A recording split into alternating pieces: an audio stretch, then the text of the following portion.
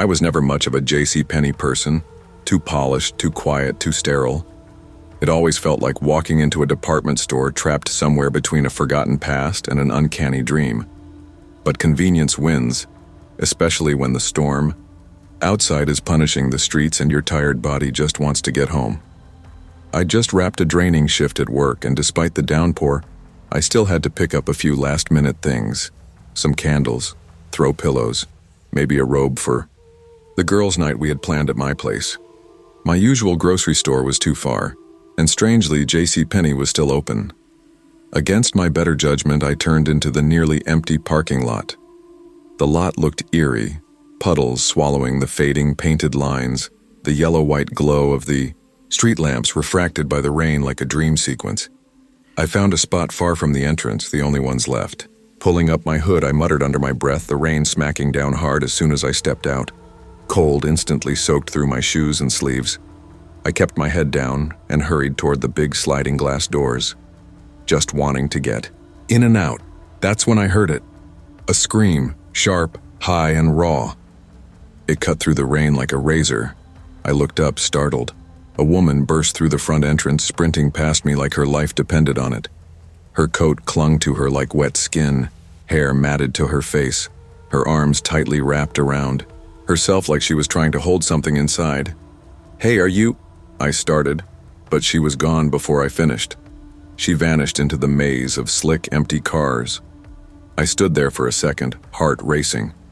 Was she hurt? Was someone after her? But no one around seemed to care. A couple in matching raincoats turned briefly, then kept walking. A teen with earbuds in leaned against the building, not even glancing up. I shook it off. Maybe she was having a mental breakdown. Maybe she just didn't like the sale prices. I stepped inside, the whoosh of the sliding doors giving way to the hum of overhead lights and the sterile scent of floor polish and new clothes. The air conditioning hit me immediately, way too cold for such a rainy night. I rubbed my arms and grabbed a cart, its wheels rattling on the tiled floor as I made my way deeper into the store. It was quiet, not empty, but close.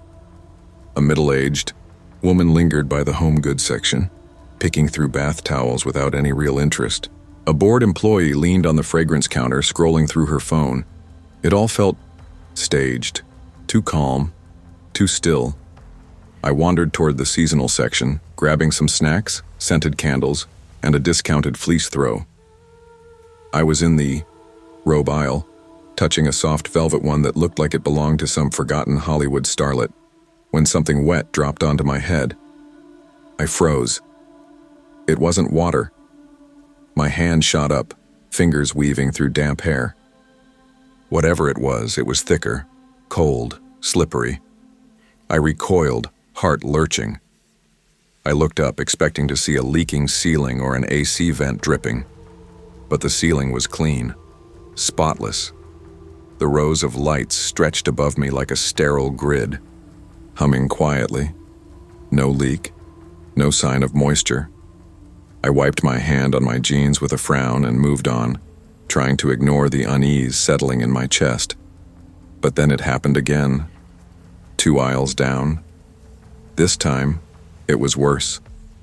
The splatter hit me like a slap, smearing across the top of my head, dripping down my temple. I gasped, stumbling into a rack of slippers, my cart tipping slightly. I wiped my face with trembling fingers and nearly screamed. It was thick, almost gluey, and the smell, foul, like sour milk mixed with something metallic.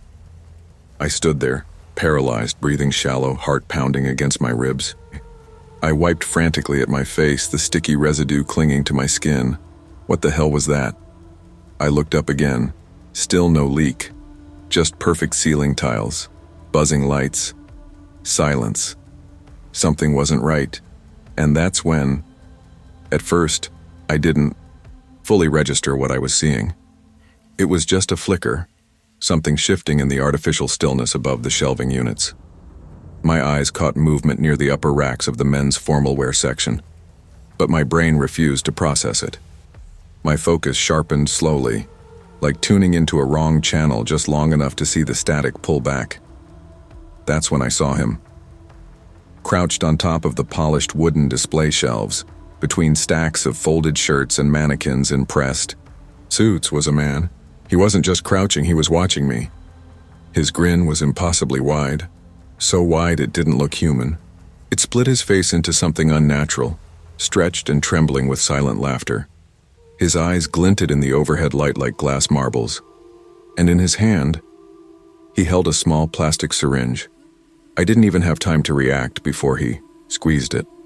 Another splatter of that thick, rancid white fluid shot down and landed on my shoulder, streaking across my jacket like some grotesque signature. I screamed. It wasn't a conscious decision. It just happened. The sound ripped out of me like something primal, raw and terrified. I stumbled backward, knocking over a stand of silk scarves. I could still see his face, still hear that dry, choked laughter echoing off the ceiling. He wasn't just crazy. He was enjoying this. I ran. I didn't care about my cart, the throws, the snacks. I didn't care that I was shaking so hard I could barely see. I sprinted toward the registers, gasping, soaked and unbalanced, heart jackhammering. I nearly collided with a JCPenney associate behind the jewelry counter. "Hey, what happened?" she asked, startled. There's a man," I wheezed, flinging my arm back toward the aisle. He's up on the shelves. He was squirting something. I don't know what it was. It was on me. The words barely made sense even to me. She blinked, trying to process what I was saying. "Wait, what?" I turned, pointing back. He had to still be there, still crouched above the racks. But the display was empty. The shelves were undisturbed. The mannequin was still there, frozen mid-stride in a wool peacoat. No sign of him. No sound, just fluorescent silence. My voice cracked. He was right there. He was smiling. Oh my God. The associate stepped back slightly, her expression shifting from confusion to concern, then disgust. "Okay, I'm calling security," she muttered. "Yes, please," I gasped. 2 uniformed guards showed up a few minutes later. One was tall and silent, the other scribbled in a notebook while I tried to explain what happened. My voice was shaky. My fingers still trembled, stained with whatever that substance was. One of them handed me a few tissues, but I couldn't stop wiping. I could still feel it. The guards nodded, exchanged looks, and fanned out into the store. I waited near the front entrance under the flickering glow of the sale banner hanging like a final warning. Then a crackle came over the guard's radio. "Yeah, we found him. Back near Shoes." I spun around just in time to see them escorting him past me. It was him, the man from the shelves. He walked calmly. No struggle. His arms hung loose, almost casual. But the smile, that horrific, jagged grin, was still there. It hadn't changed at all, and as he passed, his eyes locked onto mine. "You liked it, didn't you?" he whispered. I nearly doubled over. He chuckled, low, slow, as though he were savoring the taste of my horror. The guards didn't react. They probably didn't hear him. But I did. I stood frozen, nauseated, my limbs stone. My skin crawled beneath my soaked clothes. I watched until the sliding glass doors swallowed him whole, his laugh echoing in my ears. Later, I learned his name, Timothy Blake.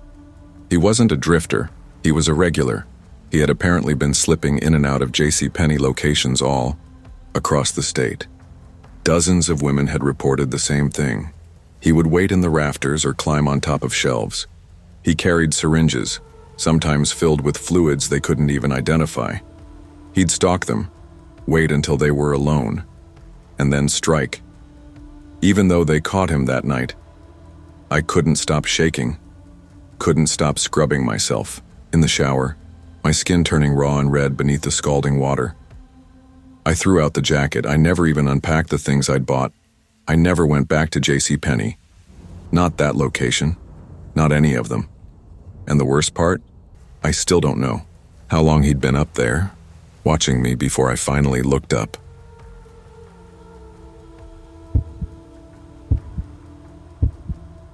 I I never thought I'd witness a woman in her late 60s try to rip a man's throat out with her bare hands. That definitely wasn't how I pictured my shift ending when I clocked in for closing duty at JCPenney Westgate Mall. It was just another Tuesday.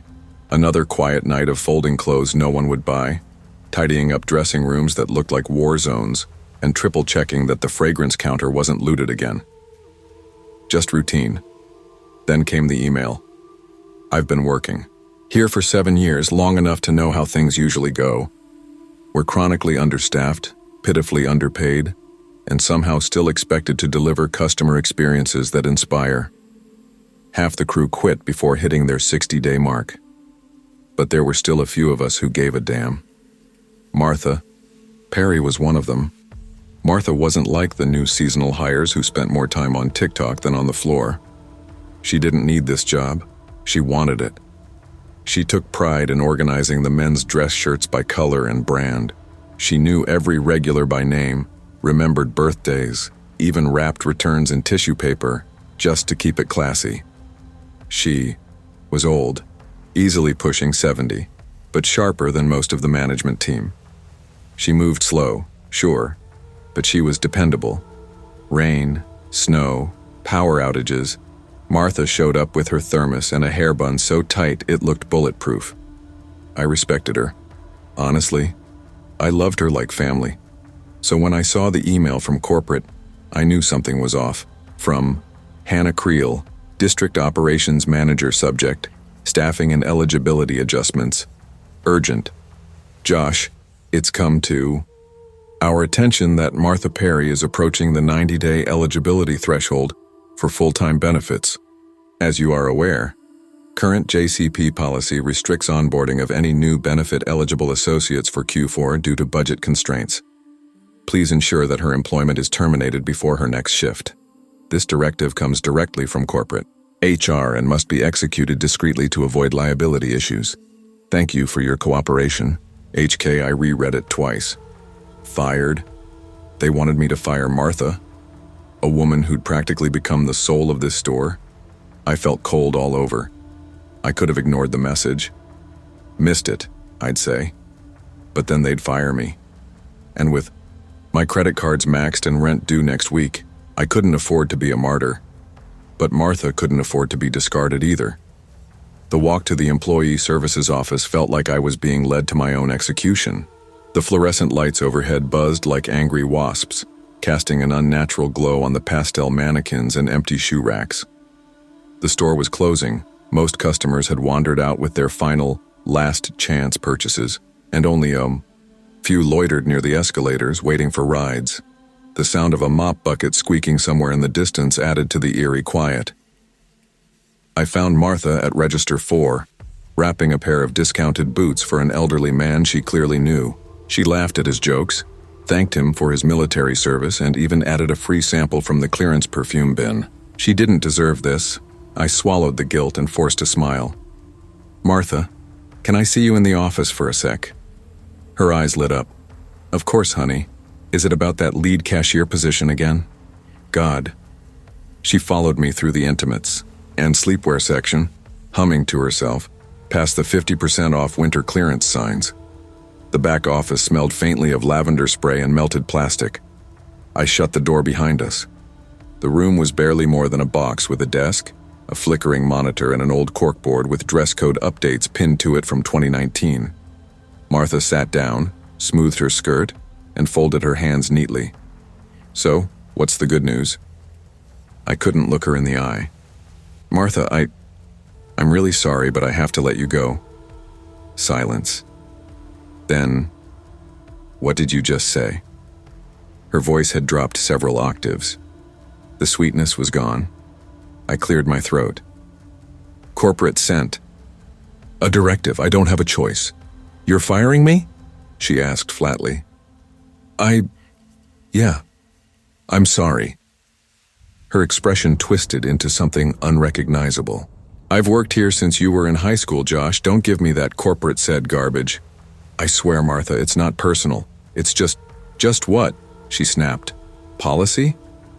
Her hands trembled, but not from age, from rage. Do you know how much I make, Josh? $11.50 an hour. I organize lingerie by hand. I walk 5 miles a shift. And you're telling me I'm too expensive? I opened my mouth to respond, but she was already on her feet. Her hands twitched unnaturally, like something inside her bones was rearranging. She leaned forward just enough to cast a shadow across my face, and for a second, her silhouette flickered in the flickering light like a broken film reel. Her voice came out lower. Wet. You shouldn't have fired me, Josh. I'm here for fun. You think I want to be here folding bath towels and hunting for lost hangers at 70 years old? I don't have a pension, Josh. I don't have savings. If I don't work, I don't eat. I opened my mouth to speak, but she cut me off before a word could form. You want me to just walk away like this job meant nothing? Like I didn't spend years of my life breathing in this store's recycled air, dealing with angry moms and broken return scanners? I trained you. I trained half the staff here. And now you're throwing me out like markdown clearance? Her face turned red, an unnatural blistered hue under the buzzing LED lights. Her hands trembled with barely contained rage. Martha, please. I don't want to do this. Then don't. Her voice cracked from rage to something else, pleading. Please, Josh. I'll take minimum wage. I'll work double shifts. I'll mop the floors in the home decor section. I don't care. I just need to stay. I hesitated. Every instinct in me screamed to fix this, to bend the rules, to throw the email in the trash and pretend it never existed. But I couldn't, not without losing everything myself. I'm sorry. She froze. Her breath hitched. And then she laughed, a dry, hollow laugh, more like a rasp from a cracked windpipe. It sent shivers straight through me. Of course, she muttered. Of course that's how it is, isn't it? She stood stiff and slow like a mannequin being unposed, and then, slam.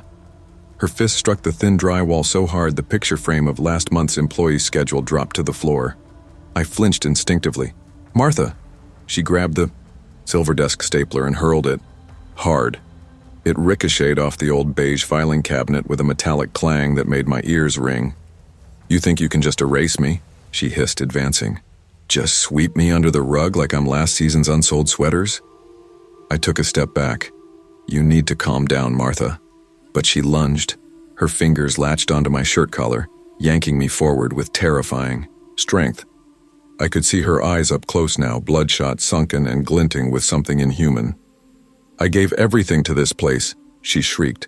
And this is how you repay me? You gutless, spineless little worm. Security, I choked out, struggling to free myself. The office door burst open. Miranda from HR was standing there with 2 mall security guards. One reached out, grabbing Martha's arms. She spun and bit him, hard. The man screamed, stumbling back, clutching his forearm. Blood bloomed through the fabric of his uniform. Get back, she howled, snatching the metal letter opener off my desk, the one shaped like a gold feather, a manager's gift from last Christmas. Ma'am, put the weapon down, one of the guards barked, stepping forward with a stun baton, but she wasn't listening. She turned toward me again, and her face, God, her face looked warped in the fluorescent light, sagging in places, twitching, like something underneath her skin wanted out. You did this, she whispered. You ruined my life. And then she charged. The office descended into chaos. She overturned the desk in a single motion. Paperwork and plastic name tags fluttered through the air like confetti. She shrieked, slashing with the letter opener, clawing at security as they tried to pin her down. It took 4 men, 4, to restrain her. One had a nosebleed. Another had torn skin down his cheek. She kicked, bit, screamed. They finally managed to drag her out through customer service. Shoppers had gathered at the edge of women's casuals, watching the scene unfold with stunned expressions. And over the intercom music, some soft piano cover of a Beatles song, I could still hear her voice. You'll regret this. You'll all regret this. Then, she was gone. I didn't sleep that night. Not just from the guilt. Not just from the fear in her voice. But because of what she'd said before they hauled her out like some rabid animal in a security polo. Because, somehow, I knew she was right, and by the end of the week, people were going to die.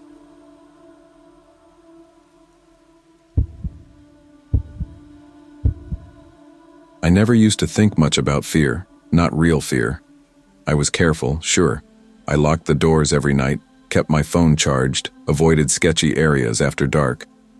But that deep, paralyzing kind of fear, the kind that makes your skin crawl and your heart hammer in your chest at every creak or shadow, I didn't know that kind of fear, not until that night.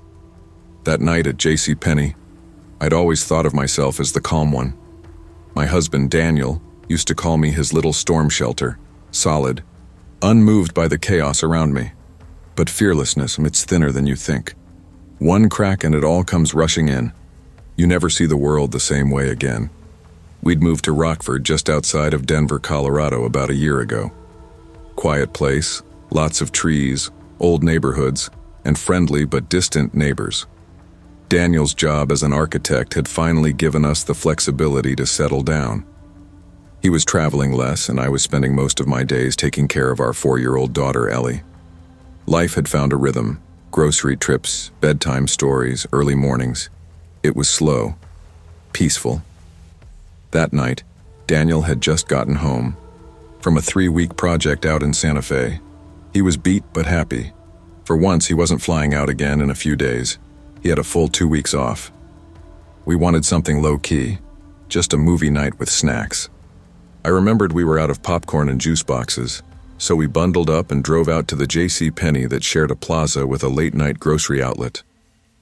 The JCPenney stayed open until midnight on weekends, one of those older stores that tried to hold on to a department store feel even as it leaned more and more into clearance aisles and close-out deals. It was bitter cold, windy enough that the air cut through your coat. The parking lot lights buzzed faintly overhead, casting a sickly yellow glow. A couple cars were scattered across the lot, but otherwise it felt empty. Daniel parked near the main entrance, unbuckled Ellie from her car seat, and carried her in. Inside, the place was almost ghostly. Fluorescent lights flickered in patches, and the heating system let out this soft, mechanical wheeze. A few employees milled around, restocking racks with last season's sweaters. One teenage couple was arguing near the electronics section. Other than that, it was quiet, hollow. Daniel wanted to check the home goods aisle. He was on the hunt for a lamp for his office. Ellie and I wandered toward the snack section tucked behind seasonal decor. She bounced along beside me, all bundled up in her fuzzy jacket, talking nonstop. "Mama, can we get the caramel popcorn this time? The sticky one?" I smiled and brushed a curl off her cheek. "Only if you promise not to get it all over the couch again." She giggled. "I promise." Cross my heart. We turned into the aisle. Shelves loomed tall on either side, and the air smelled faintly of cinnamon candles from a nearby display. I was scanning the shelves for the popcorn when Ellie suddenly tugged at my coat. Her little voice dropped. "Mama!" "That man." I turned, startled. The aisle was empty. I squatted down to her level. "What man, baby?" She hesitated. Her eyes darted to the end of the aisle, then back to me. "He was right there, behind you. He's gone now." I forced a smile, though something about the way she said it made my scalp prickle. "Probably just another shopper, sweetie. Maybe he went the other way." But she clung to me after that, holding tight to the hem of my coat. I should have listened more closely. I should have felt it. A few minutes later, just as I reached for a bag of kettle chips, Ellie whispered again. This time her voice was barely audible. "Mama, he has a clown face." I turned. At the end of the aisle stood a man, tall, motionless. Watching, he wore a mask, a twisted carnival-style clown face with a huge plastic grin and hollow eyes. Cheap Halloween store kind of thing, but somehow worse. His hair was long, oily, matted around his shoulders. He didn't move, didn't speak. He just waved. A slow, exaggerated wave. One hand raised, fingers stretched, like something out of a bad dream. My skin turned cold. Every instinct screamed. Something was wrong. I scooped Ellie into the cart and started pushing fast. Too fast to look casual, not fast enough to cause alarm. We had to find Daniel. I kept my eyes straight ahead, but I could feel it. Someone behind us watching, pacing. My stomach flipped. I chanced to look back. He was still there, not hiding, just walking after us. And the mask was gone. I don't know how, but it was worse now. His face was thin, sallow, wide, glassy eyes. Pale lips curled just slightly, like he was amused, like this was fun for him. He didn't have a cart, didn't glance at the shelves, just followed. "Ellie," I whispered, "do you still see him?" She nodded, eyes wide. "He's back there." My fingers locked around the cart handle. "It's okay, baby. Just stay with me." My heart pounded as we rounded a corner, finally spotting Daniel near a half-stocked magazine stand. He saw us and his face shifted instantly. "What happened?" he asked, stepping forward. I jerked my head toward the end of the aisle. "That guy, he's been following us, just staring." Daniel's jaw clenched. He moved in front of us, planting himself between the man and the cart. The man stopped a few feet away. Daniel's voice was low, steady. "Can I help you with something?" The man smiled, head tilting just slightly. "Oh, just shopping," he said, his voice a little too smooth, a little too casual, like he'd practiced it. Daniel didn't budge. His stance was solid, firm. "Then stop following my wife and kid." The man's smile widened unnaturally, stretching just a little too far. He didn't answer. He just stared for a second longer, then turned and walked away, slow and deliberate, vanishing down another aisle like it was nothing. For a second, I exhaled. Maybe that was it. Maybe it was over. It wasn't. As we stood in the self-checkout lane scanning popcorn and juice boxes, I caught a glimpse of something near the front entrance. I looked up and my heart stopped. He was there, standing by the automatic doors. No mask this time. His long, greasy hair, gone. Now it was buzzed short, clean. His clothes were different, too neater, more forgettable. He could have been anybody, but I knew it was him. "Daniel," I whispered. He followed my gaze. His jaw tightened. "Let's go." We didn't wait for the receipt. Daniel snatched the bags and we booked it out of there. The wind hit us the second those sliding doors opened. I yanked the car door open, strapped Ellie in as fast as I could, hands shaking. Daniel tossed the bags in the back and started the engine. I couldn't stop looking back at the building. The man had stepped outside. He didn't wave, didn't smirk, just stood under the buzzing yellow parking lot lights, watching us.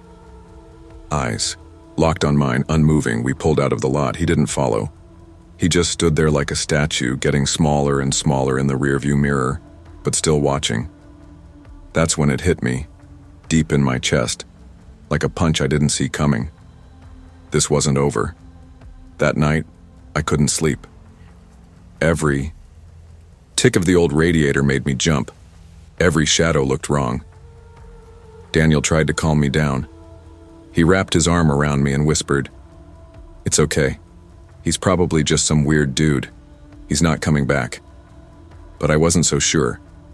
I kept waking up, checking the window, listening. The next morning, I called JCPenney, trying to make it sound casual. The manager I spoke to was polite, concerned even. Said they'd reviewed the footage.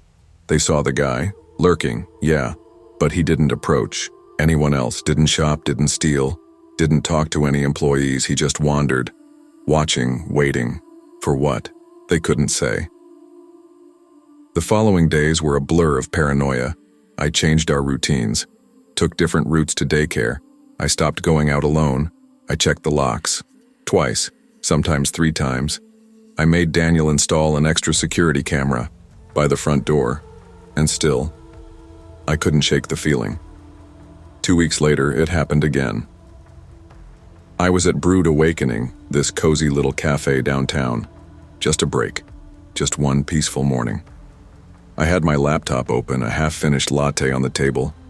I glanced out the window while thinking through an email, and froze. Across the street, just past the line of parked cars, he stood. Not behind anything. Not hiding, just there. Same buzzed haircut, same blank stare. Watching. I stood up so fast I nearly knocked over my coffee. I grabbed my things, heart hammering. When I looked back out the window, gone, like he was never there. To this day, I don't know who he was. I don't know what he wanted. There was no reason, no motive, no pattern, just eyes, always watching. And every so often, when I'm out, alone or walking to my car at night, I swear I feel them again, still watching.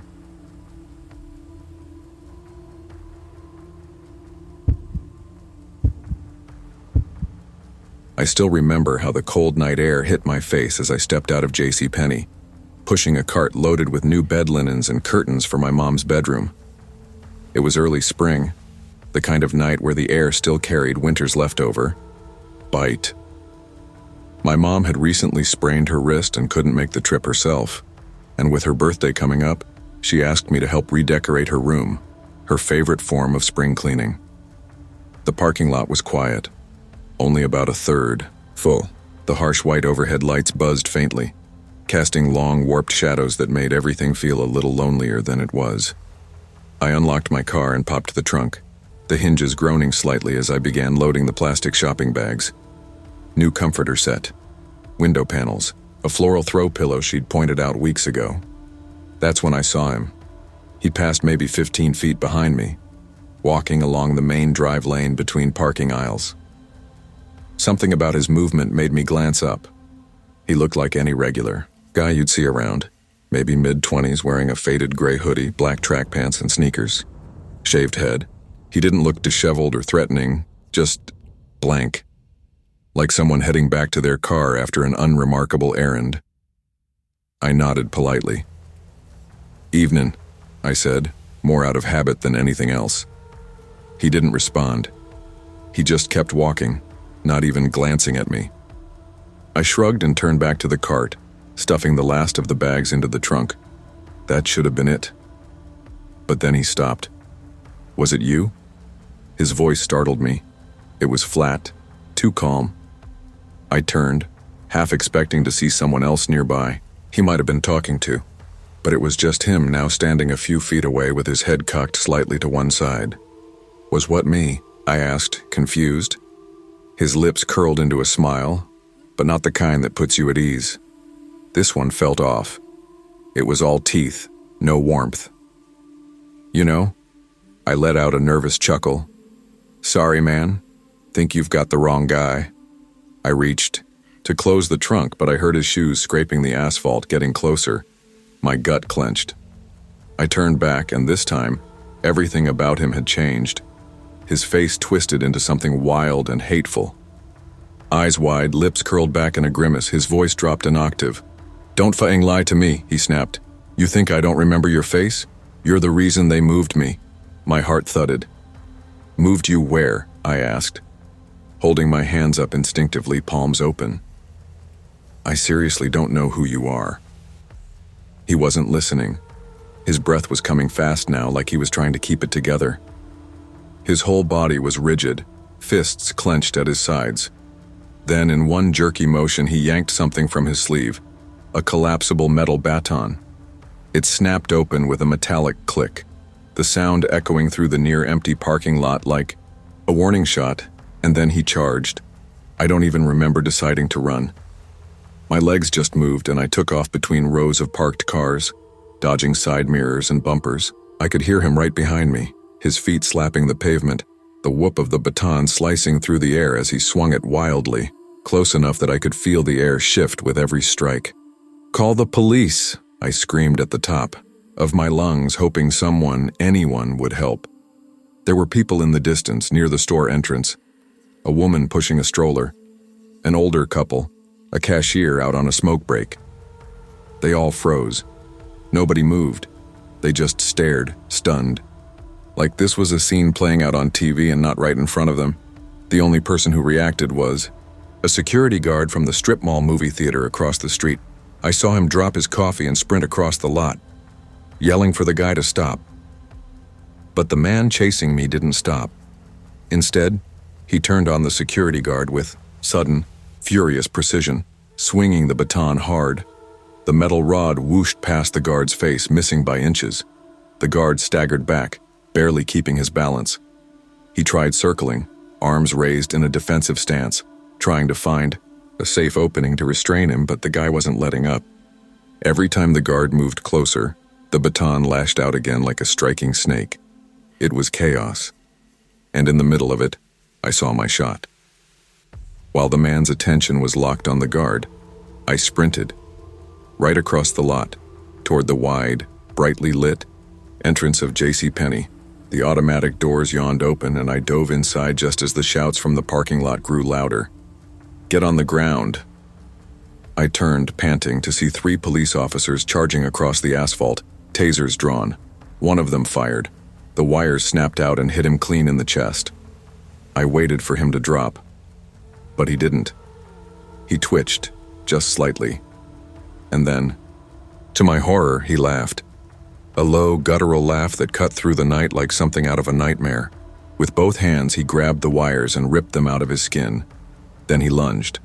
The officers reacted instantly, trying to subdue him, but he fought like a cornered animal. All 3 of them struggled to bring him down, even with their full weight pressing against him.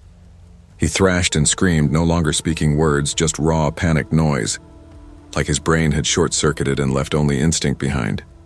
It wasn't until one of them finally got cuffs on him and the others managed to pin his legs that the fight started to drain from his body.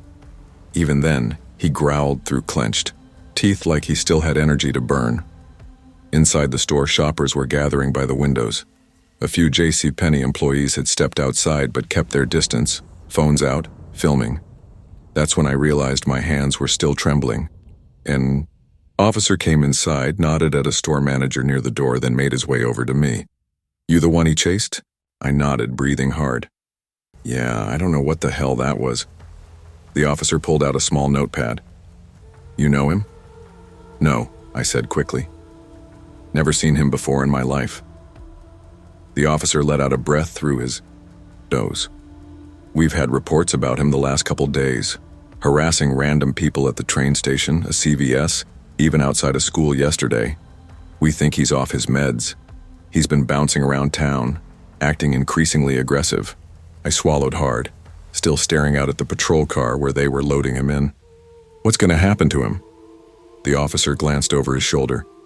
"If he's got a diagnosed condition, they'll probably take him in for psych eval. Depends if there's a medical file somewhere. If not, jail for now." I didn't know how to respond to that. I wasn't angry at him. I should have been. The guy tried to beat me down with a baton. But all I felt was this deep, sinking ache in my chest. He was broken. That much was obvious. And somehow I'd become the face of something he hated or feared. Something he couldn't make peace with. It wasn't personal. Just misplaced pain. And I happened to be standing in the wrong parking space at the wrong time. Still, that thought didn't do much to quiet the pounding in my chest. I kept replaying the moment he smiled and asked, "Was it you?" That look in his eyes, that bizarre blend of confusion, recognition, and hatred, stayed with me long after the cop left with my statement. The next day, I stopped by an outdoor store and bought a small pocket knife. Not because I wanted to hurt anyone, but because I couldn't unlearn the lesson that night burned into me. Danger doesn't always wear a mask. It doesn't announce itself or wait for the right time. Sometimes it just steps out from behind a parked car, looks you dead in the eyes and asks, "Was it you?"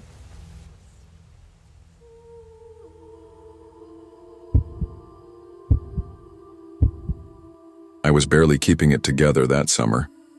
Late July in Michigan was sticky hot, the kind of heat that clings to your skin and seeps into your bones. Stepping into the icy blast of the JCPenney at the Southland Mall was a jolt, almost painful. After the sweltering parking lot, I grabbed a half-wobbly cart near the entrance and nudged it forward. Behind me, my 3 girls chattered excitedly, already eyeing mannequins dressed in pastel cardigans and back-to-school denim. To them, this was a treat, a shopping trip before school. But to me, it was another stressful balancing act. I had $734 in my checking account. Rent was due in 8 days. The fridge was half empty. This trip was going to hurt. "Mommy, can I get this one?" My middle child, Lily, 8 and wide-eyed, held up a pink tee with sparkly stars stitched across the front. It looked like something from a Lisa Frank dream. I smiled, though it didn't reach my eyes. "We'll see, honey. Let's look through everything first." I hated saying maybe. I hated that their wants became a mental equation of what we could afford. For the next hour, we scoured the clearance racks. I ran my fingers over every price tag like I was reading Braille, calculating silently. My 5-year-old Emma eventually slumped down onto a fitting room bench with a sigh so dramatic it made 2 nearby teens giggle. Sophia, my oldest at 10, tried to keep the peace, talking in that too grown-up voice she used when she saw I was overwhelmed. By the end, we had what we needed: 5 shirts, 2 dresses, 3 jeans, 1 discounted multi-pack of socks. I did the math again. If everything rang up like I planned, we'd just make it. I steered the cart toward the checkout. That's when the anxiety started to build. There was only one register open. The line snaked past the small accessories section: earrings, scrunchies, cheap sunglasses. Lily hugged the pink shirt close to her chest like it was treasure. My back ached. My head pounded. But I stayed calm. Finally, we reached the front. The cashier, a woman in her 50s with maroon lipstick and a tired smile, began scanning. $18.50, $23.75, $41.60, 120 cent number and 10. I inserted my debit card. Declined. Heat flooded my cheeks. "Oh, that's strange," I said with a forced chuckle, pulling the card and reinserting it. "It should work." Declined. I stood there frozen, aware of the line behind me, the weight of all those eyes. "Mom?" Sophia whispered. I just checked it this morning," I mumbled. Had I miscalculated? Was there an overdraft fee? Did something auto-deduct? My brain scrambled. The cashier gave a soft, understanding smile. "Want to try another card?" "This is the only one," I said, feeling my stomach turn. I looked down at the cart. What do I put back? The socks? The dresses? Lily's shirt? Then, a man behind me said, "I've got it." I turned. He was maybe in his late 60s, neat as a pin in a short-sleeve button-down and pleated tan slacks. His silver hair was combed back, and he looked like someone's granddad. Polite. Harmless. "Please," he said, pulling a JCPenney gift card from his wallet. "Let me help." I didn't move. "I remember when my wife and I were raising 3 of our own," he went on, his voice gentle. "Things got tight sometimes. This is just a little thing I can do." I wanted to say no. But then I looked at Lily, clutching that sparkly pink shirt like it was her lifeline, and something in me caved. "Thank you," I whispered. The man, he introduced himself as Paul, waved it off like it was nothing. Kids deserve to feel confident on their first day. The cashier nodded, her lips tight. She swiped his gift card, and just like that, it was done. The girls beamed. Paul stepped to the side like he was about to leave, but then turned back. "If you still need supplies," he said, "I've got a couple extra JCP gift cards. We could pick out backpacks and notebooks, maybe even some shoes. My treat." I smiled politely. "You've already done so much. Thank you." "Really?" he pressed. "I don't mind. Actually, I've got some extra supplies in my car. Brand new backpacks. I can walk you over. Just out in the lot." My smile faltered. "Thank you," I repeated, a little more firmly. "But we're heading straight home after this." Paul chuckled, rubbing the back of his neck. "Right. Stranger danger. I get it. That's smart." The way he said it made my stomach twist. Something behind the smile didn't sit right. "Tell you what," he added, reaching into his wallet again. "Here, just take this." He held out another gift card. This one was $100. No strings attached. The girls gasped. Emma even clapped. I hesitated. My mind raced. We needed it. I couldn't deny that. But why was he so persistent? Slowly, I took it. "Thank you." Paul nodded, pleased. Then he said, "The backpacks are really nice. I'd hate for them to go to waste." Come on, I'll show you. It's parked right by the east exit. Won't take a second. His van. I hadn't noticed what he'd driven in. Had he even been ahead of us in line earlier? The cashier, still standing behind the counter, met my eyes. Her smile had faded. "Sir," she said, "you can leave them here if you want. She can grab them on her way out." Paul blinked. That's okay. I'll just walk them over." "No, need," the cashier said firmly, louder now. "We're happy to keep them up here."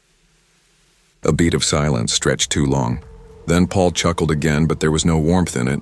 He held up both hands like surrender. All right. I was just trying to help." He turned and walked out the automatic doors without looking back. I stood there for a second, frozen. "Are we getting the backpacks?" Emma asked. I forced a smile and shook my head. "No, baby, we've got enough." The cashier leaned in slightly. "You watch yourself. I've seen him around before." I didn't ask what she meant. I didn't want to know. I just gathered my bags, herded the girls out to the car, and locked the doors the second they were inside. As we pulled out of the lot, I glanced in the rearview mirror. A beige van sat parked by the east exit. The driver's side window was cracked. A pair of sunglasses sat on the dash. And Paul was nowhere in sight. I forced a smile. Actually, the girls and I were about to grab something to eat. Maybe later. Paul's smile faltered for the briefest moment before it reappeared. "Of course, enjoy your dinner." I gently steered my daughters toward the exit of JCPenney, clutching their small hands a little tighter than usual. As we stepped into the fading daylight, I spotted it. His van. Parked right by the curb. White. Windowless. My stomach dropped. Like a stone, I picked up the pace. "Mommy, can we go back and look at the sparkly dresses?" Lily asked, tugging my arm. "Not now," I said, too quickly, too sharp. Something deep inside me screamed to get out of there. Immediately, I glanced back. Paul was still standing by the checkout counter near the fragrance section, just watching. No smile now. Just this blank, focused stare. We left JCPenney as fast as we could. That night, I lay in bed staring at the shadows dancing across the ceiling. We had the girls' school clothes. We'd used the $100 JCPenney gift card. Nothing happened. Nothing bad, anyway. But that tight knot in my chest wouldn't loosen. I fished the gift card from my purse and flipped it over, running my thumb along the magnetic strip. Something about the way he gave it to me, his voice, his insistence, had been gnawing at me. On impulse, I opened my laptop, logged on to JCPenney's balance checker, and typed in the digits. Balance. $0. I sat up straight. Ice crawled across my skin. He never meant for me to use it. He just wanted me to trust him, to follow. I slammed the laptop shut, heart jackhammering. I didn't sleep a single second. The next morning, I drove back to JCPenney. I needed to see, to make sure he wasn't real, or maybe confirm that he was. I needed to know if I'd been lucky or just paranoid. But Paul was gone. I asked the cashier, a woman in her 20s with a neat ponytail and tired eyes, "Do you remember me from yesterday?" I was with my daughters. An older man was behind us. He paid with a gift card. She squinted, thoughtful. "Yesterday evening." I nodded. She frowned. "I was here all evening. I don't remember anyone paying for you. Your card got declined, right? You left everything and walked out." I stared at her. No, I had the bags, I have the clothes." "I mean, maybe you went to a different JCPenney?" She offered weakly, but I could see she didn't believe that either. I felt like I was sinking. My ears buzzed. I clutched, my purse tighter. I had Lily's pink butterfly t-shirt. I held it in my hands, didn't I? I stumbled back to my car, hands trembling as I opened my banking app. $742, exactly the amount I had before my card declined. Like I never bought anything. A nauseating wave rolled over me. I sat in the driver's seat, breath shallow. What the hell was happening? Then, tap, tap, tap. A soft knock on the driver's side window. I flinched hard, nearly gasping out loud. I turned slowly. A man stood there. Not Paul. Younger. Maybe mid-40s, tan slacks, burgundy shirt, JCPenney lanyard. His name tag read, Eric, floor manager. I cracked the window. Yes? He shifted uneasily. You were here last night, right? I nodded slowly. Why? He looked around, then leaned in. I reviewed the security footage. My mouth went dry. And he took a deep breath. There was no man. You were alone. I blinked. No, I wasn't. He gave me a gift card. Eric shook his head. I thought maybe you were on a call at first, but I watched the tape a few times. You walked in alone. You picked out clothes. You waited in line. Your card was declined. You looked confused. Then you just walked out. No, I said, barely a whisper. That's not... My girls were with me. I had the clothes. You didn't leave with a bag. I stared ahead, frozen. He hesitated, glancing nervously, back toward the store. Weird things happen at night. You're not the first person who's come back asking questions like this. I turned to him slowly. You mean, it's happened before? He didn't answer, just stepped back, his expression haunted. Whatever it was, it left with you. The passenger seat beside me felt wrong, too heavy for being empty. I turned to say something, but Eric was already walking away, the automatic doors swallowing him whole. I looked straight ahead, refusing to check the mirror, hands frozen on the wheel, but I felt it, breath on my neck, a low voice from behind me. Told you I'd help.